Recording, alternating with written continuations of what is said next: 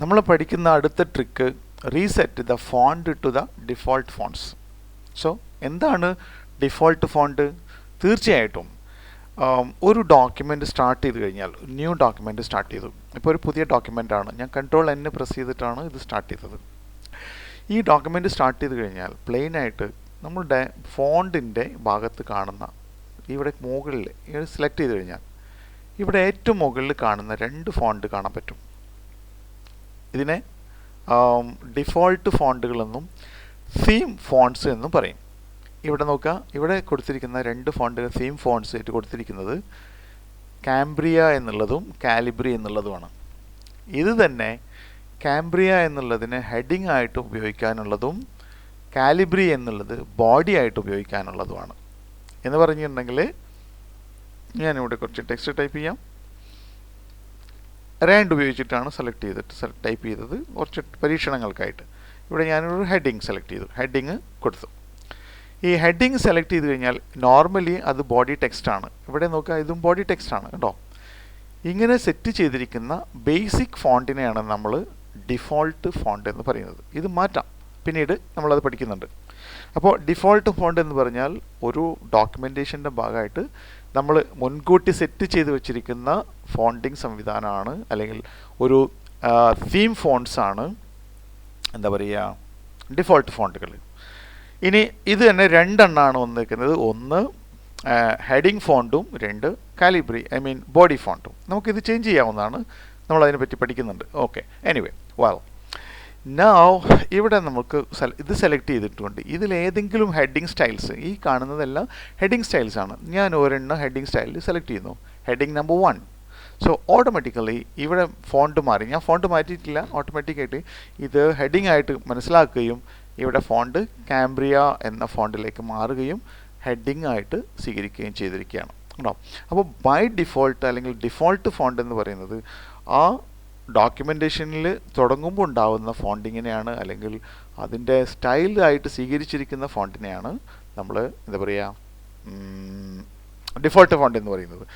അതിനൊരുപാട് attributions ഉണ്ട്, പിന്നീട് നമ്മൾ അതിനെക്കുറിച്ച് പഠിക്കും. ഇവിടെ നമ്മൾ ബേസിക്കായിട്ട് മനസ്സിലാക്കേണ്ടത് ആ ഫോണ്ടിൻ്റെ സ്റ്റൈലും കാര്യങ്ങളാണ്.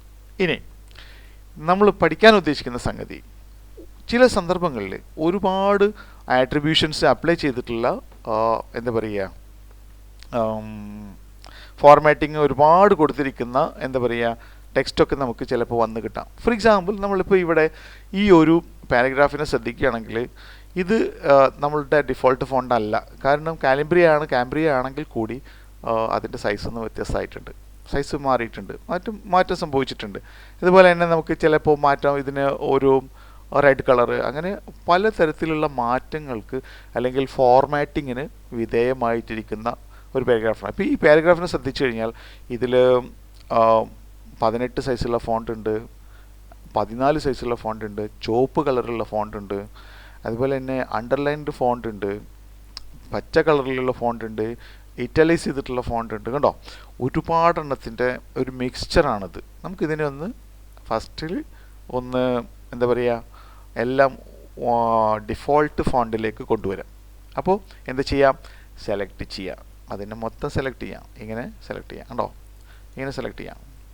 ഇനി ഇതിന് എല്ലാ ഫോർമാറ്റിംഗ് ഒഴിവാക്കാനുള്ള ഇവിടുത്തെ കീ ആണ് ഈ കാണുന്ന ഈ കീ കേട്ടോ.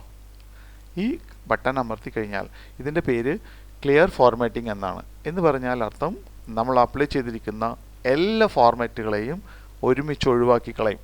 അതായത് ഡിഫോൾട്ട് ഫോണ്ടിലേക്ക് അഥവാ ബോഡി ടെക്സ്റ്റിലേക്ക് അതിനെ കൊണ്ടുവരുന്ന സംവിധാനമാണ് ഇത്.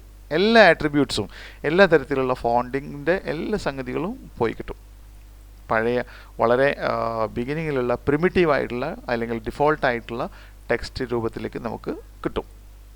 ഞാനിത് ക്ലിക്ക് ചെയ്യുന്നില്ല, ഇത് ക്ലിക്ക് ചെയ്ത് കഴിഞ്ഞാൽ സംഭവിക്കും. ഞാൻ ഒന്ന് ക്ലിക്ക് ചെയ്ത് കാണാം, നമ്മൾ ക്ലിക്ക് ചെയ്തു, എല്ലാം വളരെ പ്രിമിറ്റീവായിട്ടുള്ള ടെക്സ്റ്റിലേക്ക് വന്നു കേട്ടോ. എല്ലാം ഇപ്പോൾ ബോഡിയാണ്, കംപ്ലീറ്റ് ബോഡിയാണ്, ഒരു ആട്രിബ്യൂഷനും ഇല്ല.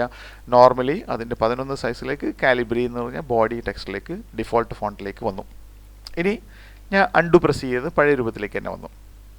ഇനി നമുക്ക് ഇതെങ്ങനെ കീബോർഡിൽ ചെയ്യാൻ നോക്കാം. വളരെ ഈസി ആയിട്ട് ചെയ്യാം. സെലക്ട് ചെയ്യാനായിട്ട് കീബോർഡിൽ സെലക്ട് ചെയ്യാനായിട്ട് തീർച്ചയായിട്ടും ഇവിടെ ലൊക്കേറ്റ് ചെയ്യുക, ഷിഫ്റ്റ് കൺട്രോൾ ഡൗൺ ആയി പ്രസ് ചെയ്ത് കഴിഞ്ഞാൽ നമുക്ക് സെലക്ട് ചെയ്യാം. അതല്ലെങ്കിൽ കൺട്രോൾ ആയി പ്രസ് ചെയ്യാം. കുറച്ചുള്ളൂന്നുണ്ടെങ്കിൽ കൺട്രോൾ എ പ്രസ് ചെയ്തുകൊണ്ട് നമുക്കെല്ലാം സെലക്ട് ചെയ്യാം കേട്ടോ. ഞാനിവിടെ സെലക്ട് ചെയ്തു. ഇനി കീബോർഡിൽ ഇത് ചെയ്യാനായിട്ട് ഇവിടെ ക്ലിക്ക് ചെയ്യുന്നതിന് പകരമായിട്ട് കീബോർഡിൽ കൺട്രോൾ പിടിച്ചുകൊണ്ട് സ്പേസ് ബാർ അടിച്ചാൽ മതി. സ്പേസ് ബാർ അടിച്ചു കഴിഞ്ഞാൽ നമുക്ക് എല്ലാം റീസെറ്റ് ചെയ്യാം കേട്ടോ. Reset fond of the default എന്താ കമാൻഡ് വരുന്നത്? Control plus space bar.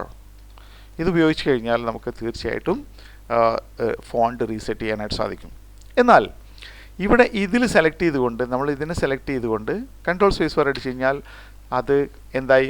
അതിൻ്റെ ഡിഫോൾട്ട് ഫോണ്ടിൻ്റെ ഹെഡിങ്സിലേക്ക് മാറി. ഇത് എന്താവുന്നില്ല? നോർമൽ ടെക്സ്റ്റായിട്ട് മാറുന്നില്ല. കാരണം അത് ഹെഡിങ്ങിൻ്റെ ഭാഗമായിട്ടുള്ള ടെക്സ്റ്റാണ്. ഇനി അതും നോർമൽ ടെക്സ്റ്റിലേക്ക് മാറണമെന്നുണ്ടെങ്കിൽ കീബോർഡിൽ ആൾട്ട് പിടിച്ചുകൊണ്ട് HE എന്ന് പ്രസ് ചെയ്യുക. എന്താണ് അങ്ങനെ HE എന്ന് പ്രസ് ചെയ്യുന്നത്? ആൾട്ട് പ്രസ് ചെയ്ത് കഴിഞ്ഞാൽ നമുക്ക് H എന്ന് പറയുന്നത് ഹോം ടാബാണ് കേട്ടോ. ഞാൻ H പ്രസ് ചെയ്തു, ഹോം ടാബിൽ പ്രസ് ചെയ്തു. ഇനി E എന്ന് പറയുന്നത് ഈ ബട്ടണാണ്. ഇത് ക്ലിക്ക് ചെയ്ത് കഴിഞ്ഞപ്പോൾ E എന്ന് ക്ലിക്ക് ചെയ്തപ്പോൾ ഓട്ടോമാറ്റിക്കായിട്ട് അത് നോർമൽ ടെക്സ്റ്റായി മാറി. ധാരാളമായിട്ട് പരിശോധിച്ച് നോക്കുക. ഇത് വളരെ ഉപകാരമുള്ള ഒരു സംവിധാനമാണ്. നോർമലി ഡിഫോൾട്ട് ഫോണ്ടിലേക്ക് കൊണ്ടുവരാനായിട്ട് കൺട്രോൾ സ്പേസ് ബാർ, അതല്ല ഹെഡിങ്സും കൂടി മാറ്റണം എന്നുണ്ടെങ്കിൽ എല്ലാം സെലക്ട് ചെയ്തതിന് ശേഷം ആൾട്ട് HE പ്രസ് ചെയ്ത് കഴിഞ്ഞാൽ എല്ലാം വളരെ ഡിഫോൾട്ട് ഫോണ്ടിലേക്കായിട്ട് മാറും. പിന്നെ നമുക്ക് ആദ്യം പുതിയ തുടങ്ങാനായിട്ട് സാധിക്കും. ഏത് ടെക്സ്റ്റ് എവിടുന്ന് കോപ്പി ചെയ്ത് കൊടുത്തു കഴിഞ്ഞാലും ഈ സംവിധാനം ഉപയോഗപ്പെടുത്തി നമുക്ക് പ്യൂരിഫൈ ചെയ്തെടുക്കാനായിട്ട് പറ്റും. വർക്കൗട്ട്